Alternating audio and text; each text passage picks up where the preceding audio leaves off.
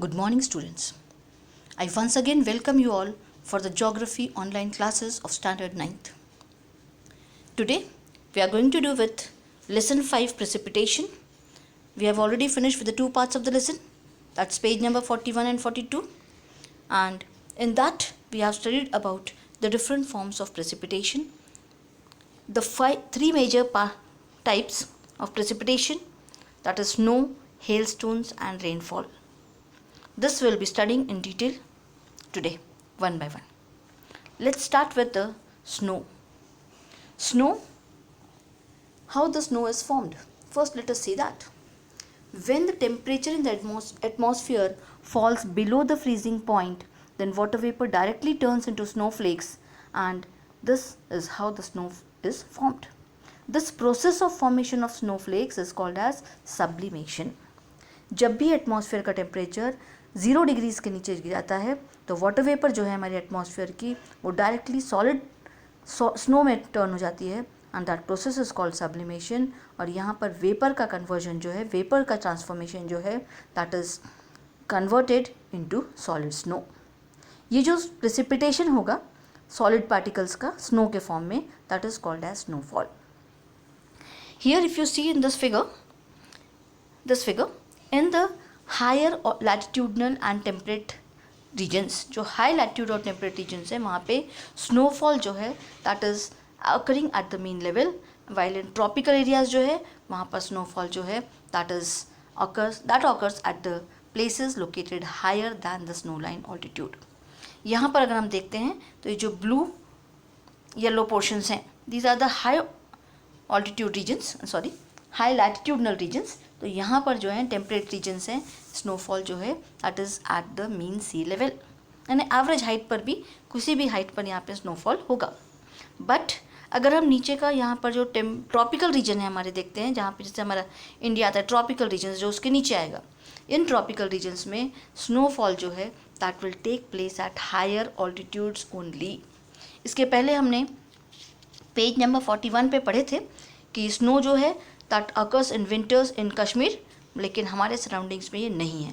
तो इसका ये रीज़न है कि हमारे सराउंडिंग्स में हाइट कम है, ऑल्टीट्यूड कम है, वेर एज कश्मीर जो है वो हायर ऑल्टीट्यूड में है.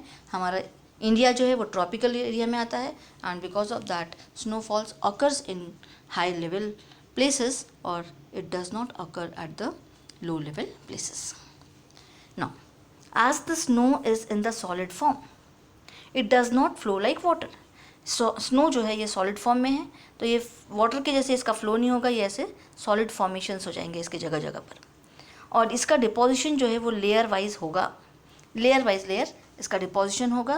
When the snow accumulates on a large scale, जब ये ज़्यादा जमा हो जाता है तो यहाँ पर ट्रांसपोर्टेशन की प्रॉब्लम होती है, एरियाज़ कोलैप्स होते हैं, कम्युनिकेशन नहीं प्रॉपर हो पाता है और यहाँ के जो लोग हैं they suffer from frost bite.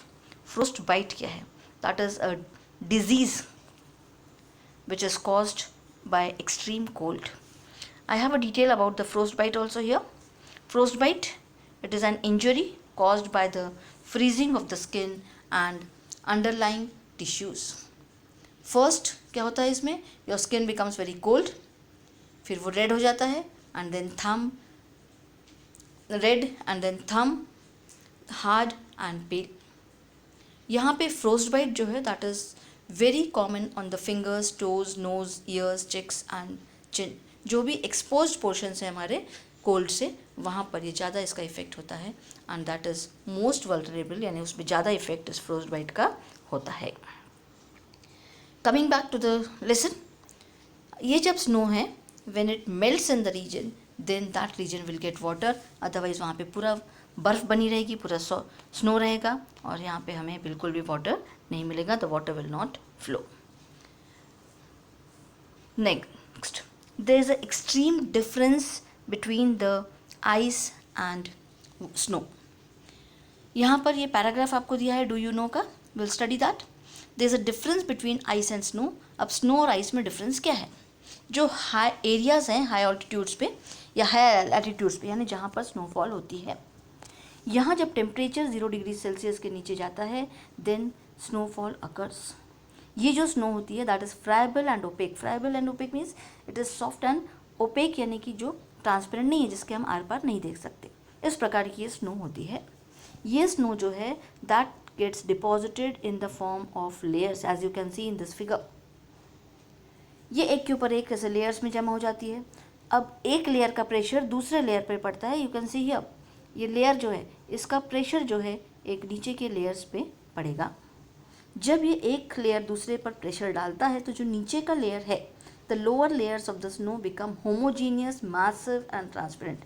ये थोड़ा सा हार्ड बन जाता है। एक सिंगल उसकी लेयर जो है वो खत्म हो जाती है, लेयर नहीं, वो एक सॉलिड फॉर्म ले लेता है, एकदम एक्सट्रीम सॉलिड बन जाता है और ट्रांसपेरेंट हो जाता है। You see the difference between the snow and ice. Snow जो है that is friable and opaque, whereas ice जो है वो होमोजीनियस, मैसिव और ट्रांसपेरेंट हो जाता है। इस मैसिव ट्रांसपेरेंट स्नो को जो हम बोलते हैं दैट इज़ आइस। तो इस प्रकार से आइस बनती है इन द टेम्परेट रीजन्स और द हाई ऑल्टीट्यूड रीजन्स जहाँ पर स्नोफॉल होती है। Where as if you see, अगर आइस जो है फ्रीजिंग टेम्परेचर, अगर वाटर का 0 डिग्री सेल्सियस के नीचे जाता है और अगर लेक के सरफेस के ऊपर आइस बन रही है, then that ice floats on the surface of the reservoir. जहाँ पर भी पानी का कलेक्शन होगा वहाँ पर वो आइस फ्लोट करेगी। और ये आइस जो है वो स्नोफॉल से रिलेटेड नहीं है। It is not related to snowfall directly. That is given here on your in your text book, so just read through that and understand it. This was all about the snow. The second type of precipitation is hailstones. अब ये hailstones कैसे बनते हैं? That's again given in your textbook. You can see, refer your textbook, and I have shown this with the help of the pictures. When there is a lot of heat on the earth's surface, the upward air flow blows at a greater speed. जब temperature जो है बहुत ज़्यादा बढ़ जाता है, यानी heat जो है अर्थ के सरफेस पे ज़्यादा हो जाती है, तो वो अपवर्ड एयर जो है उसके साथ ब्लो होने लगती है और स्पीड उसकी बढ़ जाती है।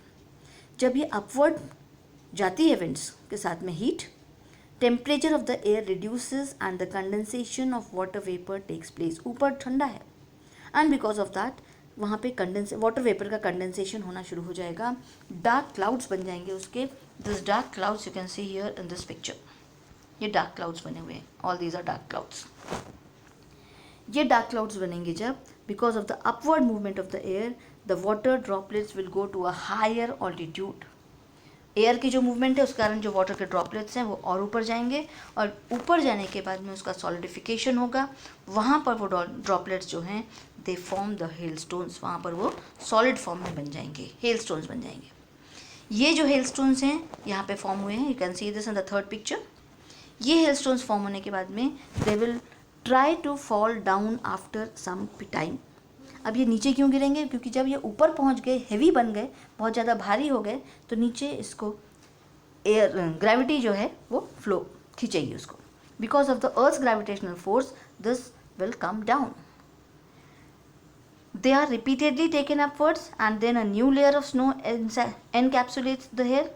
वहाँ पे एक नया लेयर बन जाएगा और this happens quite a few times, इसलिए उसके कॉन्सेंट्रिक लेयर्स बनेंगे। जब ये कॉन्सेंट्रिक लेयर्स बड़े बन जाएंगे साइज़ में, ये हेवी स्टोन्स जो हैं they will fall down due to gravity. और इस टाइप के जो प्रेसिपिटेशन होगा उसको हम बोलेंगे हेल शावर्स। ओले गिरते हैं जिसको हम बोलते, या ऑलरेडी हमने इसके बारे में स्टार्टिंग में भी लेसन में पढ़े थे when we did with the page number 42 fifth figure, कि हेलस्टोन्स जो हैं ये बहुत ज़्यादा स्पीड में नीचे आते हैं, that is because of gravity. अभी जब नीचे आएंगे तो क्रॉप्स के ऊपर जब गिरेंगे स्पीड में आ रहे हैं, सो दे डिस्ट्रॉय द क्रॉप्स। और इसमें क्रॉप्स तो हमारे डिस्ट्रॉय होते हैं, साथ ही साथ loss of life and property also occurs. कभी कभी अगर लोगों के ऊपर वो गिर जाते हैं तो इट इवन कॉजेज इंजरीज और death of the people also.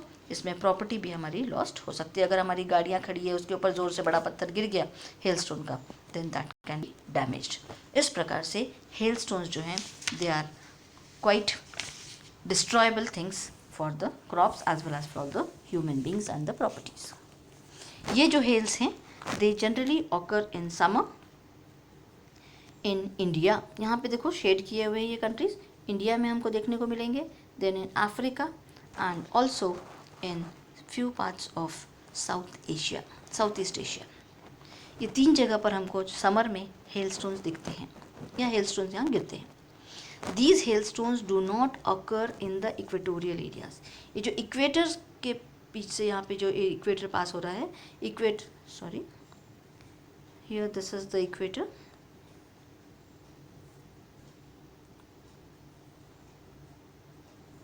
Approximately तो यहाँ पर इक्वेटर के पास में इक्वेटोरियल एरियाज जो है वहाँ पे ये हेलस्टोन्स नहीं गिरते हैं because of the heat in the atmosphere. वहाँ पे बहुत ज़्यादा हॉट होता है and because of that the hailstones do not fall in these regions.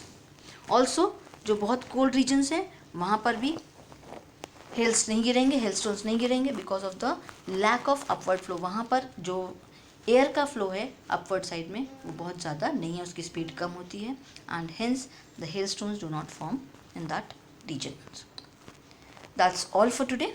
In the next class, we'll be doing with the third form of the precipitation, that is rainfall, and also we will do an experiment to see how we can make the rains. Thank you. Have a nice day.